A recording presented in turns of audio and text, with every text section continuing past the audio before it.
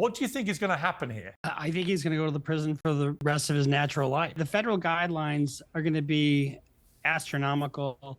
There's so much that they've gotten in the search warrant from Miami and LA, and he's really looking at sex trafficking with a lot of aggravating factors. Which is the most serious? The RICO encompasses all the other statutes. So it's the sex trafficking and then all the other enhancements with that. So guidelines, he's probably looking at in excess of 300 months. Those are just the guidelines. I mean, I saw that he put a bail package proposal that included a $50 million bond co-signed by Combs, his mother, and other family members.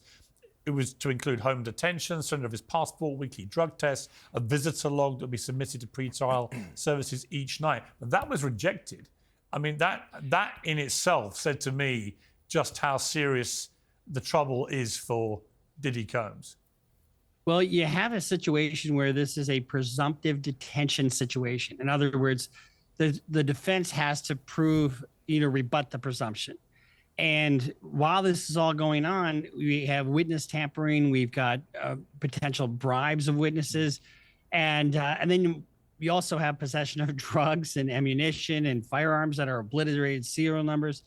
And then he was on his plane trying to go somewhere earlier in the year. So we have a situation where there's a risk of flight and definitely a danger to the public and a potential obstruction of justice.